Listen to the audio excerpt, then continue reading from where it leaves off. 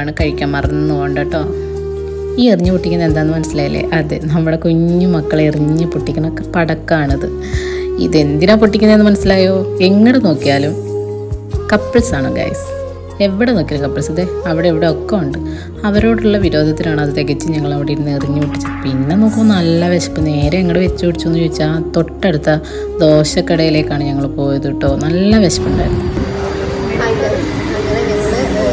കറക്കൊക്കെ കഴിഞ്ഞ് ഞങ്ങൾ ഭയങ്കര വിശക്കുമ്പോൾ ഞങ്ങളിവിടെ ബീച്ചിലുള്ള ദോശക്കടയിൽ കയറി ദോശ കിട്ടി.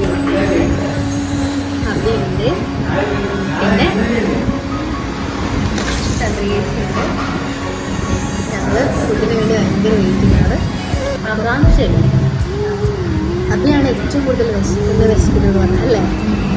അതൊക്കെയാണ് വിശപ്പ് കൂടുതൽ. അന്നപ്പോൾ തൊട്ട് ഗ്ലൂക്കോസ് കൂട്ടിക്കൊണ്ടിരിക്കാനാണ്.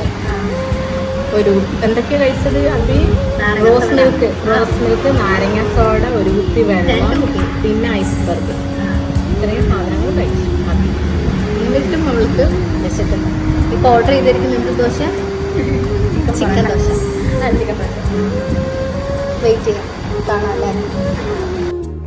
അങ്ങനെ ഞങ്ങൾ വെയിറ്റ് ചെയ്ത് സാധനം വന്നു കേട്ടോ.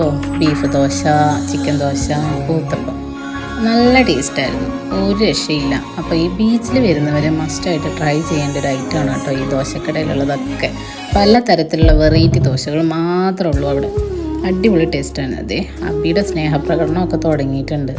ഇത് കാണുമ്പോൾ ചെറിയൊരു കുശുമ്പ എനിക്ക് തോന്നി, എന്നാലും കുഴപ്പമില്ല.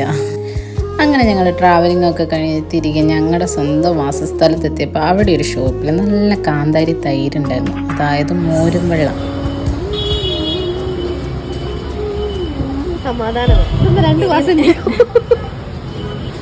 അപ്പോൾ ഇന്നത്തെ ട്രാവലിംഗ് ഒക്കെ കഴിഞ്ഞ് ഈ വീഡിയോ ഇഷ്ടമായിട്ടുണ്ടെങ്കിൽ ലൈക്ക് ചെയ്യണം, സപ്പോർട്ട് ചെയ്യണം, കമൻറ്റ് ചെയ്യണം, ഞങ്ങളുടെ കൂടെ കൂടിക്കോ.